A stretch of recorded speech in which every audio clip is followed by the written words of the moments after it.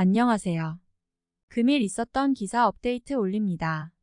구독과 좋아요 부탁해요. 애플입니다. 리서치 스나이퍼즈의 기사입니다. 애플이 2023년 2분기 실적 발표일을 5월 4일로 예정했습니다. 이전과 마찬가지로 회사는 이번 분기에 수익 보고서를 발표하고 투자자와 분석가들을 대상으로 회의를 열어 더 많은 세부 정보를 공유할 계획입니다. 지난 분기에 애플은 1171.5억 달러의 수익을 올리면서 299.9억 달러의 순이익을 기록했습니다. 그러나 보고서에 따르면 이는 2021년 같은 분기 대비 수익이 5% 감소하고 총 수익은 13% 감소한 것입니다. 이번 분기에도 공급 제약 등의 문제로 아이폰 14 프로 및 아이폰 14 프로 맥스 등 새로운 제품 출시에 영향을 받았다는 이야기가 있습니다. 이브 타임즈의 기사입니다. 애플 CEO인 팀 쿡은 혼합 현실 믹스트 리얼리티 헤드셋의 발매 전에 이 제품이 많은 소비자들에게 인기 있게 될 것이라고 말했습니다. 이러한 혼합 현실 기술은 현재는 적은 수의 사람들이 사용하고 있지만 기업, 예술, 커뮤니케이션 및 창의적인 애플리케이션 분야에서 잠재력이 있을 것이라고 믿고 있습니다. 애플은 혼합 현실 미스터 기기의 개발에 대한 세부 정보는 아직 공개하지 않았지만 이 기기가 WWDC 2023에서 공개될 것으로 예상되고 있습니다. 그러나 이 기기가 발매될 때까지는 애플이 할리우드에서 프로파일을 향상시키기 위해 매년 10억 달러를 투자할 예정입니다. 이 제품은 8K 디스플레이와 12개 이상의 카메라를 장착하고 자체 운영 체제를 탑재하며 전용 앱 스토어를 제공할 것으로 예상됩니다. 게저츠 360의 기사입니다.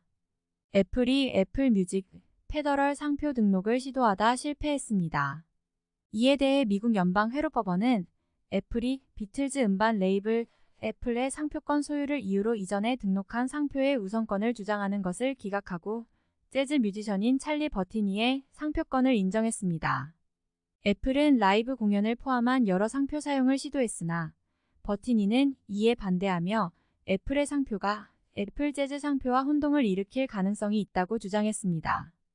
양측은 애플의 상표가 소비자들을 혼란스럽게 할 가능성이 있다는 점에서 합의했습니다.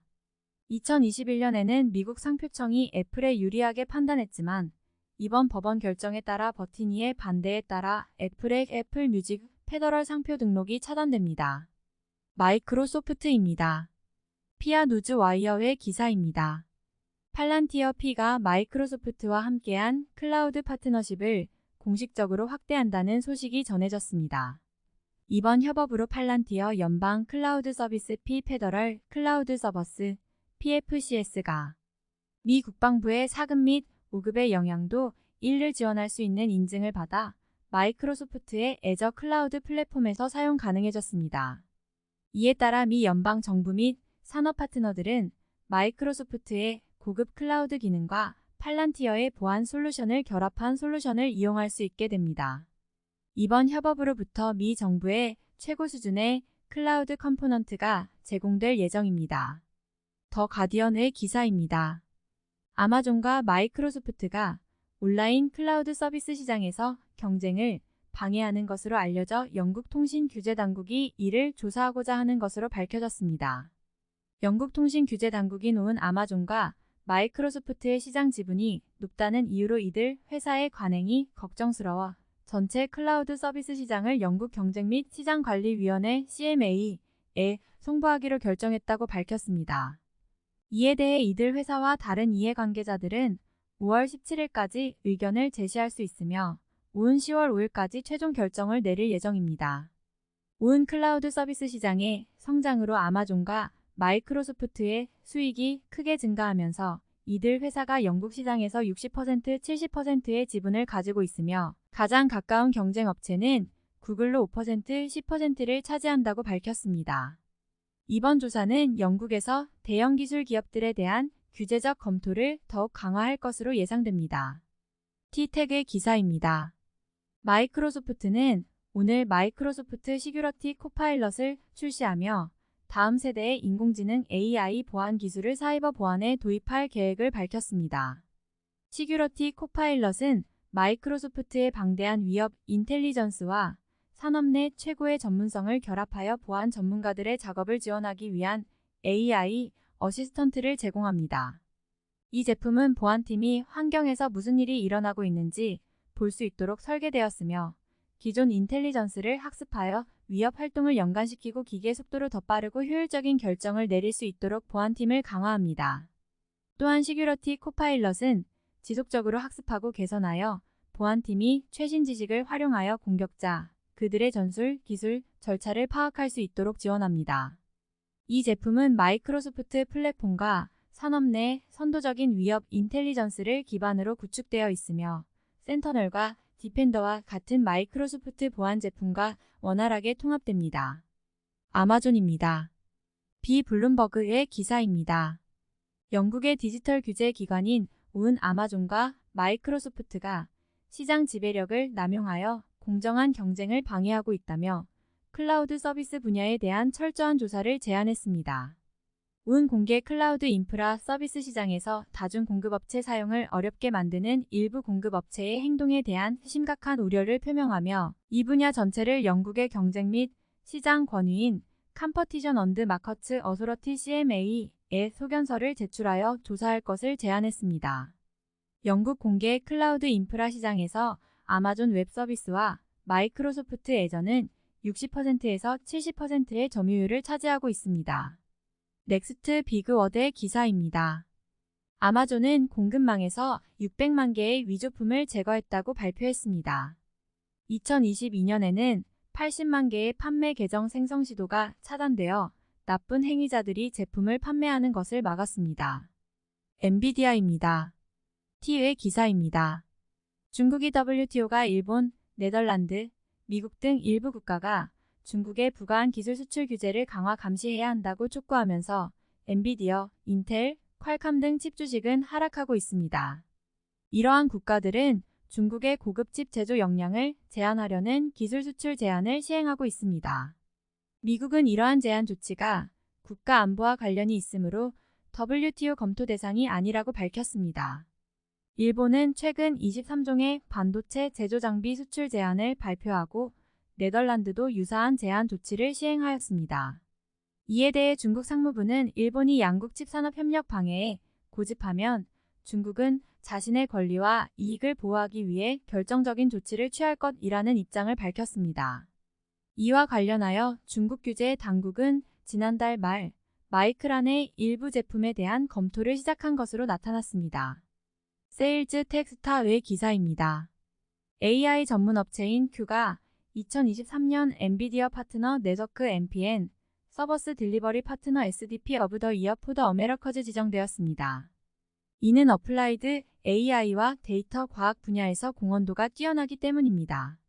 이 회사는 엔비디아 AI 엔터프라이즈 소프트웨어 스택과 엔비디아 DGX 플랫폼에 대한 깊은 기술 이해력과 언어 모델, 유전체, 물리 기반 머신러닝 및 하이브리드 컴퓨팅과 같은 전문 지식을 갖추고 있습니다. 이 회사는 또한 엔비디아 AI 솔루션을 통해 보건, 금융 서비스, 통신 등의 다양한 산업군을 대상으로 공헌을 해왔습니다. 테슬라입니다. 비즈너스 스탠더드의 기사입니다. 일론 머스크가 이끄는 테슬라는 미국의 전기 자동차 EV 시장에서 50% 이상의 점유율을 유지하며 17개 자동차 그룹의 판매량을 합친 것보다 더 많은 차량을 판매하여 시장을 선도하고 있다고 합니다. 카운터포인트 리서치에 따르면 2022년 전기차 판매량은 미국 승용차 판매의 7%를 차지하며 전년 대비 54.5% 증가한 것으로 나타났습니다. 이에 따라 테슬라는 경쟁 업체인 포드, 제너럴 모터스, 스텔란티스, 폭스바겐, 현대 자동차 등과 경쟁에서 선방을 달리고 있습니다. 루시드 모터스, 카르마, 피스커 빈페스트와 같은 신규 업체들이 미국 EV 시장에 진입하면서 미래 성장 가능성이 높아질 것으로 전망되고 최근 테슬라의 가격 인하와 마덜 Y 모델이 모두 EV 세제 혜택을 받을 수 있게 되면서 테슬라의 시장 점유율은 더욱 상승할 것으로 예상됩니다. 또한 배터리 EV 판매는 전년 대비 70% 이상 증가하면서 모든 EV 판매 중 80% 이상을 차지하였으며 테슬라의 4가지 모델이 상위 10대의 베스트셀러 리스트에 포함되어 있습니다. 퍼넨셜 포스트의 기사입니다. 오스트레일리아는 태양광, 풍력, 수력 등 깨끗한 에너지로 석탄 에너지를 대체하기 위해 전기 그리드 변환을 가속화하고 있습니다. 이러한 전기 그리드 변환의 핵심은 일련의 대규모 배터리 시스템인데 이는 앨런 머스크의 회사인 테슬라가 구축했습니다. 이러한 배터리는 과잉 에너지를 저장하고 그것을 사용하지 못할 때 전기 그리드에 공급할 수 있습니다. 이러한 대규모 배터리는 현재 호주의 전기 그리드에서 중요한 역할을 하고 있으며 전 세계에서 태양광 및 풍력 발전량을 증가시키기 위한 전례 없는 사례가 될 것입니다.